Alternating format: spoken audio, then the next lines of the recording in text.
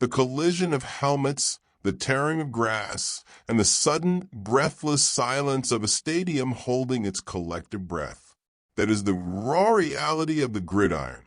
We just watched Brian Robinson Jr. catch a handoff on first down, met instantly by a wall of defenders, gaining absolutely nothing. Down on the sidelines, reporters are checking in, noting the intense energy in the air, while veterans like Terry McLaurin show visible excitement about the explosive future unfolding in the backfield with Jaden Daniels. Then a shift in focus. 1st and 10 at the 38-yard line. Jared Goff drops back. The pocket collapses instantly. The pressure hits home, and Goff is slammed into the turf, his pass fluttering away incomplete as a relentless rush destroys the play. Let those images sink in for a moment. Let the sheer physics of it settle in your mind. We're talking about a 347-pound human being moving with that kind of terrifying explosion and speed. Do you truly comprehend what we are witnessing right now? Because if that sequence did not get your pulse racing, if it did not make you sit up straight and realize that the landscape of football is shifting right before our eyes, then I am not sure what will. Welcome back to Chicago Bears Voice, the definitive destination for true fans who want their football news delivered with zero filter, zero corporate sugarcoating, and 100% unadulterated passion for the monsters of the Midway. Today, we are diving deep into a pair of massive narratives that every single person wearing navy blue and orange needs to understand. One of these stories has the potential to completely rewrite the defensive identity of our franchise, while the other is a bittersweet tale of what could have been, a situation that honestly hurts to watch unfold. So pour a fresh cup of coffee, grab your favorite jersey, settle in, and let's break down exactly what is happening behind closed doors. Let's begin with the absolute giant dominating the NFL landscape right now. Picture a 347-pound force of nature who is currently sitting at home while his teammates take the field.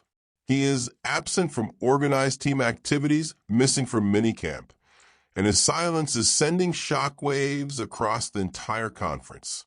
That man is Vita Vea, the powerhouse defensive tackle for the Tampa Bay Buccaneers.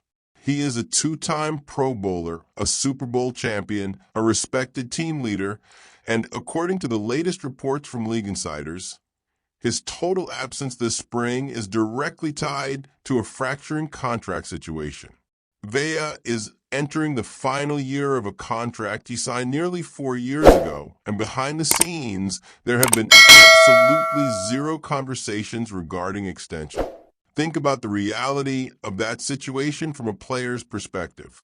You dedicate 8 years of your life to a single franchise, you anchor their defense, you deliver a championship banner, and you show up every single day ready to bleed for the badge, only to find yourself walking into a contract year with total silence from the front office. You would do exactly what Vita Vea is doing. You would stand your ground, you would withhold your labor, and you would let the league know your worth. This contract dispute is easily one of the most compelling situations developing this year because it reveals the cold, unfeeling nature of modern NFL front offices. The Tampa Bay Buccaneers have shown us time and again that they do not let sentimentality dictate their checkbook. We saw it with how they handled legendary figures like Mike Evans. They operate with a cold business mindset. When you pair a front office that is entirely willing to part ways with iconic veterans alongside a dominant player who is actively protesting his contract status by staying away from a facility, you create the absolute perfect storm for a blockbuster trade. And there is one specific team that should be burning up the phone lines to Florida right now, and that is our Chicago Bears. Before we paint the picture of what this trade would mean for our defense, I want to take a brief moment to connect with all of you watching out there. Documentaries and deep dive analytical pieces like the one you are listening to right now require an immense amount of hard work, sleepless nights, and absolute dedication to produce. We pour our hearts into bringing you the most unfiltered and thorough Bears coverage on the internet. We are on a mission to build the strongest sports community online, and we cannot do it without you. Every single subscription we receive acts as a massive wave of motivation for us to keep pushing, keep researching, and keep creating. If you appreciate the dedication that goes into this work, please take 2 seconds right now to hit that subscribe button, smash the like button, share this video with your fellow Bears fans, and leave a comment below with your thoughts. Your support is the lifeblood of this channel, and it keeps our community growing strong. Now imagine what the future looks like if our front office actually makes that call. Picture a defensive front anchored by a 6'4", 347-pound immovable object. Over an illustrious 8-year career, this man has racked up 256 total tackles, 79 quarterback hits, 48 tackles for loss, 9 pass deflections, 3 forced fumbles, and a fumble recovery. On top of that, he has compiled 35 career sacks, which is an absolutely staggering number for a man who plays on the interior of the defensive line. I know the immediate pushback from the skeptics out there. People will look at the birth certificate and say he is 31 years old, that he is stepping onto the wrong side of 30. But to anyone letting age cloud their judgment, I urge you to turn on the tape from last season. During his Pro Bowl campaign, he put up 42 total tackles, 13 quarterback hits, 10 tackles for loss, and a career-high 7 sacks. That is not the stat line of a player in decline. That is a dominant athlete operating at the peak of his powers. Even as he moved into the next phase of his career, he backed it up with 34 tackles, another 13 quarterback hits, 7 tackles for loss, and 4.5 sacks. But the metric that truly demands your attention is 51. That is the number of total pressures he generated straight up the middle of the formation. To put that into perspective, generating 51 pressures from the interior puts a player in the elite tier of pass-rushing defensive tackles across the entire sport. Failing to even explore the possibility of bringing that kind of disruption to Chicago would be a massive disservice to the fans. Think about the structural transformation of our defensive line if this move happens. Right now we have Grady Jarrett, a veteran who brings wonderful experience and stability, but whose long-term future remains a major question mark due to his upcoming contract situation. We have Gervon Dexter, an incredibly exciting young prospect under 25 years old who is still molding his raw talent into professional refinement.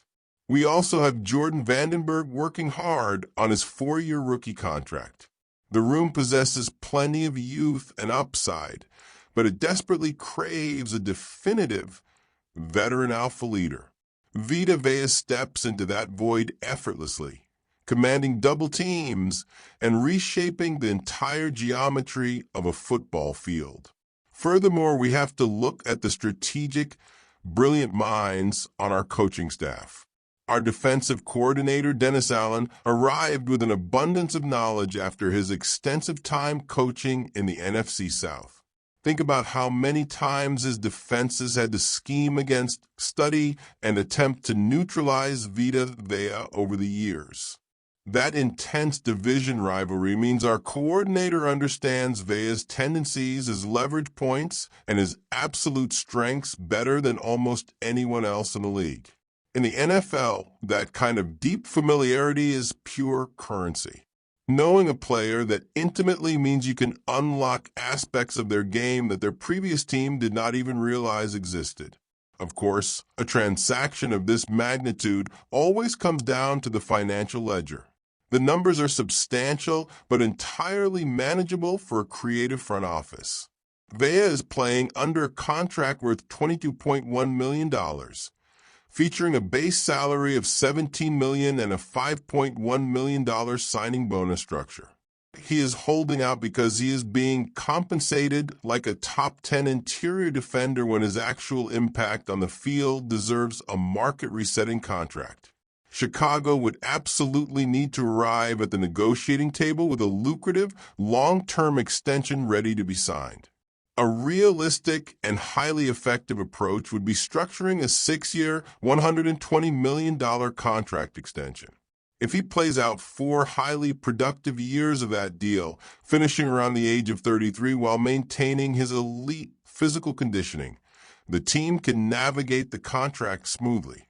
During those 4 years, you're actively allowed to develop Jordan Vandenberg on his rookie deal and fully discover what you have in Gervon Dexter.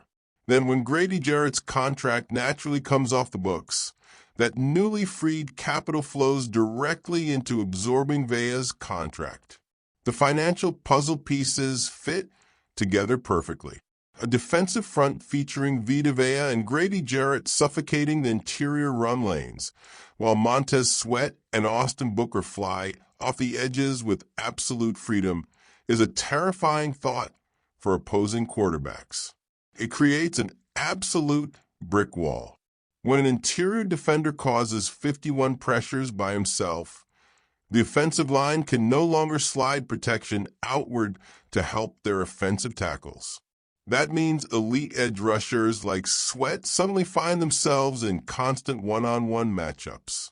That is how legendary championship-caliber defenses are constructed. You find an unstoppable, immovable force for the middle, and you let everyone else hunt. Great achievements in professional football are never easy, and our front office needs to embrace the challenge. Now let us pivot to a story that carries a completely different emotional weight, a situation that truly stings for anyone who appreciates resilience and raw determination. Ian Wheeler, the former Chicago Bears running back and recent standout star, has officially signed a deal to become a member of the Buffalo Bills. I have to admit, seeing this news break from national reporters genuinely hurts. I have been shouting from the rooftops ever since his stellar spring league season concluded that this young man earned the right to a real, legitimate opportunity in the NFL, and more specifically, he deserved to wear the Chicago uniform once again. To truly understand why this hurts, you have to remember the journey Ian Wheeler has taken. This is a young man who wore our colors, put his body on the line, and suffered a heartbreaking torn ACL during a preseason game against the Kansas City Chiefs. Anyone who watched the behind-the-scenes documentaries that year remembers the profound emotion of that exact moment. You saw the devastating looks on the faces of the training staff, the quiet shock of his teammates, and the utter heartbreak of a young athlete who had sacrificed everything to secure a roster spot, only to have it stripped away by injury.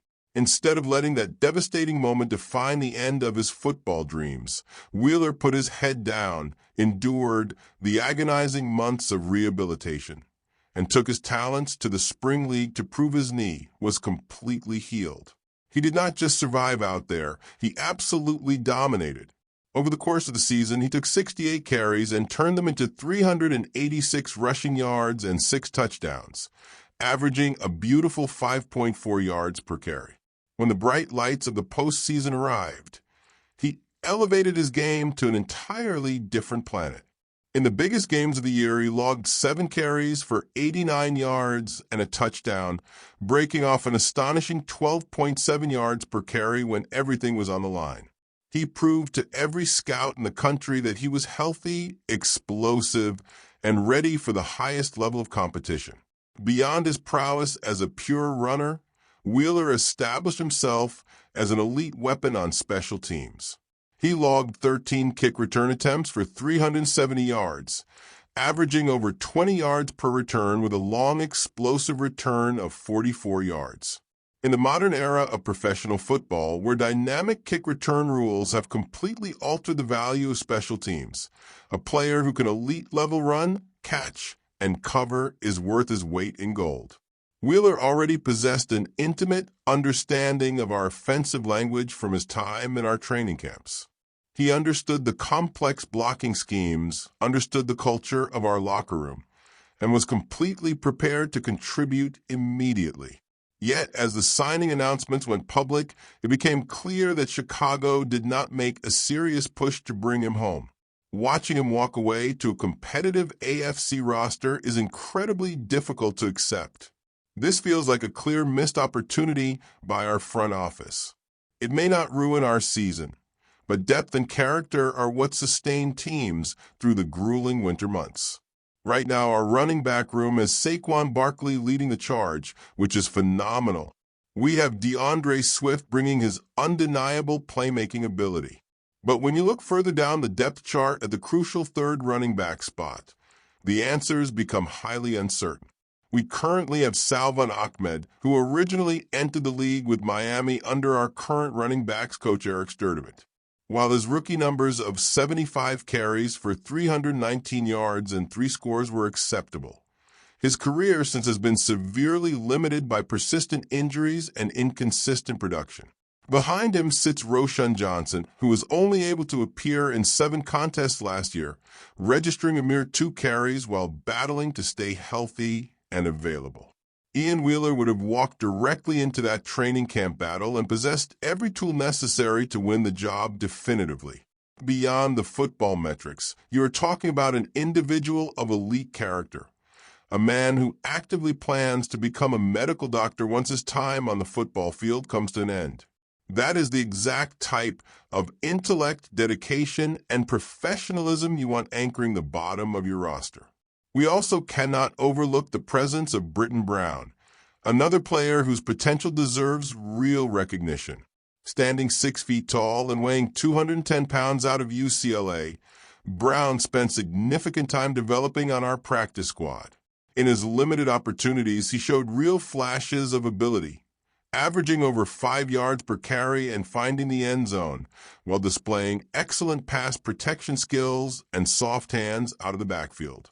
While Brown remains an exciting dark horse candidate to watch as training camp battles heat up, losing a proven, motivated commodity like Wheeler to Buffalo remains a tough pill to swallow. We might very well find ourselves watching him thrive in a Bills uniform while our own backfield depth struggles to find consistency. At this stage of the journey, our franchise is building towards something truly special. The strategic vision is there, the young core is locked in, and the opportunity to achieve greatness is right in front of us. But history teaches us that championships are not won by playing it safe or being passive. You do not reach the mountaintop by letting elite talents like Vita Vea sit at home without making a competitive offer. You do not watch a player who literally bled for your organization rebuild his career from scratch, only to let him sign with a rival without a fight. The modern NFL is a war of attrition in every single depth piece, every single roster spot, and every single competitive advantage matters. We have the financial flexibility. We have the brilliant coaching staff. We have the foundational pieces. Now it is time for this front office to show the aggression required of champions. Pick up the phone, call Tampa Bay, and make a deal for Vita Vea that secures our defensive front for years to come. Give this coaching staff the ultimate weapon they need to ensure the monsters of the Midway strike absolute fear into the hearts of the rest of the league.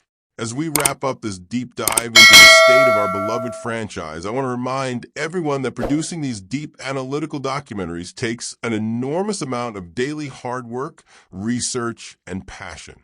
Subscription provides us with the ultimate motivation to keep delivering this high-level content for you every single day.